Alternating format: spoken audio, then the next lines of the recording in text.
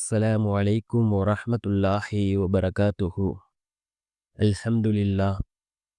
الحمد لله الذي نحمده ونستعينه ونستغفره ونؤمن به ونتوكل عليه أما بعد.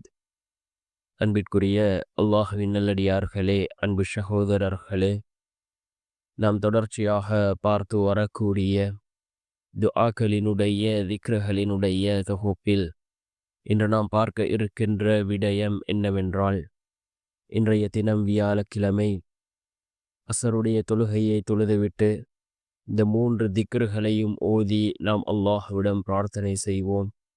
இந்த திக்ருகளை ஓதுவதன் மூலமாக அல்லாஹ் ஜல்ல சுபஹானஹு வ தஆலா நம்முடைய வாழ்க்கையில் எல்லா விடயங்களையும் அல்லாஹ் சீராக்கி தருகின்றான்.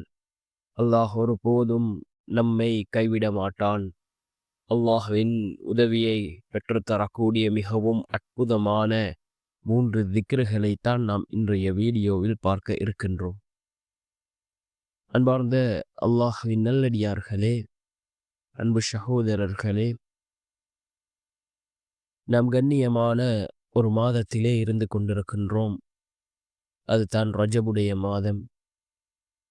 அல்லாஹ் கண்ணியப்படுத்திய சிறப்புக்குரிய 4 மாதங்களில் ஒரு மாதம் இந்த ரஜபுடைய மாதமாக இருந்து கொண்டிருக்கின்றது. இந்த ரஜபுடைய மாதம் வந்தாலே ரசூலுல்லாஹி ஸல்லல்லாஹு அலைஹி வஸல்லம் அவர்கள் துஆவை கேட்பார்கள். என்ன துஆ என்றால், ரஜபிலும் ஷஅபானிலும் யா அல்லாஹ் எனக்கு பரக்கத் செய், ரமலானை அடையக்கூடிய பாக்கியத்தை எனக்கு தந்துவிடு என்று ரசூலுல்லாஹி ஸல்லல்லாஹு அலைஹி வஸல்லம் அவர்கள் துஆ கேட்கக்கூடியவர்களாக இருந்தார்கள். நாமும் இந்த துஆவை அதிகமாக ஓதி அல்லாஹ்விடம் பிரார்த்தனை செய்வோம். எதிர்வரக்கூடிய ரமலானை அல்லாஹ் நமக்கு அடையக்கூடிய பாக்கியத்தை தந்தருள்வானாக. அன்பார்ந்த சகோதரர்களே, அல்லாஹ்வின் நல்லடியார்களே, யார் ஃபஜருக்கு பின்னும் அசருக்கு பின்னும் அல்லாஹ்வை நினைவு கூறுகிறார்களோ அல்லாஹ் அவர்களுடைய தேவைகளை பூர்த்தி செய்து கொடுப்பதாக அல்லாஹினுடைய தூதர் ஸல்லல்லாஹு அலைஹி வஸல்லம் அவர்கள் கூறினார்கள்.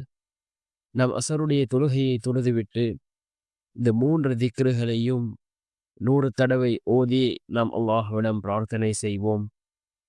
என்ன திக்ருகள் என்றால், யா பதீஅஸ் ஸமாவாதி வல் அர்ள், யா தல் அர்ஷில் மஜீத், யா மாலிகல் முல்க். யா பதீஅஸ் ஸமாவாதி வல் அர்ள், யா தல் அர்ஷில் மஜீத், யா மாலிகல் முல்க் என்ற இந்த திக்ருகளை நாம் ஓதி அல்லாஹ்விடம் பிரார்த்தனை செய்வோம்.